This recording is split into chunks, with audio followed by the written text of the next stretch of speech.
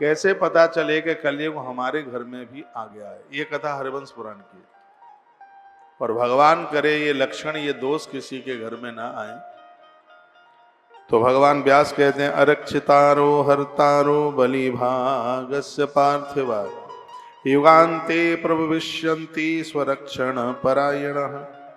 राजन, भगवान व्यास कहते हैं, हे राजन, कलयुग में प्रजाओं की रक्षा न करते हुए उनसे कर लेने वाले राजा उत्पन्न होंगे।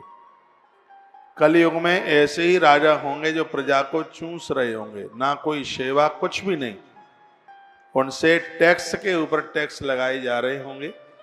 और जहां ऐसा आभास हो तो समझ लो कि कलयुग नाच रहा है अपने आप में।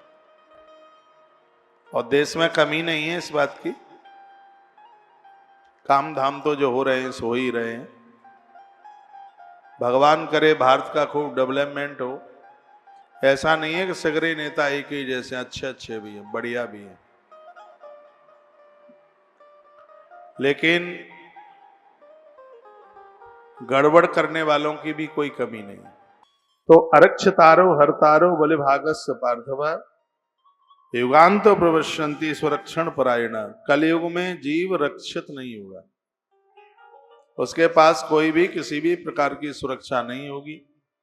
राजाओं से तो सुरक्षा की कामना ही नहीं की जा सकती। कलयुग में राजा लोग कर लेने के लिए होंगे। सत्ता टैक्स, कर मीन्स टैक्स, टैक्स लेने के लिए होगी, ऐसा वर्णन किया गया है। ऐसे राजा उत्पन्न होंगे जो सदा अपने शरीर मात्र की रक्षा में संलग्न बने रहेंगे। बीमारियां फैलेंगी, अस्पताल जाने से फुर्सत ही नहीं मिलेगी। और हो रहा है। धन का ठीक से सदुपयोग नहीं होगा तो अंत में बीमारियां घेर ही लेंगी आके। कलयुग में जो क्षत्रिय नहीं है ऐसे लोग भी राजा होंगे।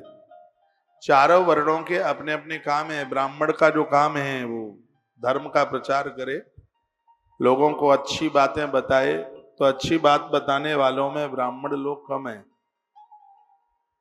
और ज्यादा है।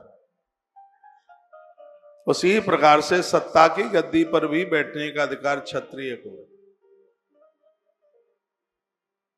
सत्ता को चलाने के। लेकिन कलयुग में क्षत्रियों को छोड़ करके और भी राजा होंगे। ब्राह्मण लोग कनिष्ठ लोगों के आश्रित और उनके यहां नौकरी कर रहे होंगे। नौकरी ही नहीं कर रहे होंगे, अपने मतलब के लिए उनके चरण भी छू रहे होंगे। ब्राह्मण जिस समय अपने से नीचे की जाति वाले को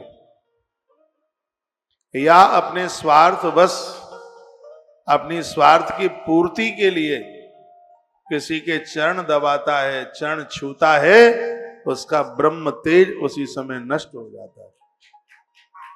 मैं आपको भी कहता रहता हूं, ब्राह्मण से, ब्राह्मण के बच्चों से कभी पान न छुपाया करो। भले ही ब्राह्मणी आपकी मित्रता में है, सहेली है आपकी, चाहे वो उसका पति आपका मित्र है। मैं पुरुषों को बोल रहा हूं, वो कभी कभी अंकल अंकल, आंटी आंटी कहकर पाम छू लेते हैं,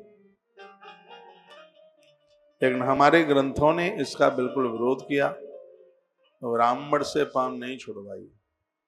वर्तमान समय में इतना बड़ा दुर्भाग्य है, चल रहा है, ऊंचे वर्ण की बेटियां निम्न वर्ण के लोगों के साथ विवाह कर रही हैं और घर के लोग भी खूब समर्थन कर देते हैं।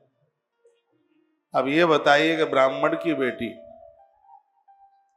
क्षत्रिय के लड़के से उसने विवाह कर लिया, एक उदाहरण के तौर पर। यदि यह बहू अपने सास के पाम छूती है तो सास के पुण्य समाप्त हो रहे हैं, और ये सास ससुर के पाम नहीं छूती तो इस बहू के पुण्य समाप्त हो रहे हैं। क्या कहोगे अब इसमें? क्या निदान है इसका, क्या समाधान है? इसलिए हमारे ग्रंथ कहते हैं कि वर ऊंचे वर्ण का होना चाहिए, और यह दुर्भाग्य किसी के भी जीवन में ना आए।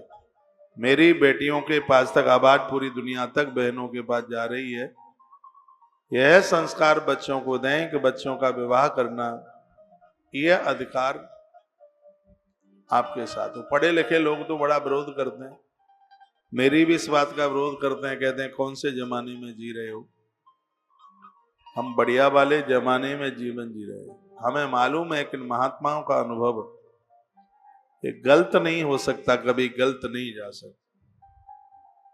यदि वैसे तो हम इस पक्ष के हैं नहीं कि आप दूसरे वर्ण में संबंध करें, फिर भी बेटी मानती नहीं और कुछ बेटा मानता नहीं है, कुछ ऐसा होता है तो इतना जरूर देख लेना कि लड़का बिटिया के वर्ण से नीचा ना हो जाए। वर का जो वर्ण है वो तो ऊंचा ही होना चाहिए हर प्रकार से, नहीं तो इसके अपराधी माता पिता और सास ससुर बहुत बड़े पैमाने पर अपराधी हो जाएंगे। ये ग्रंथ में जो कहा गया है कि ऊंची जाति के लोग हैं, निम्न लोगों के यहाँ नौकरी चाकरी करेंगे, इतना ही नहीं उनके घर का सब कुछ करने को तैयार होंगे।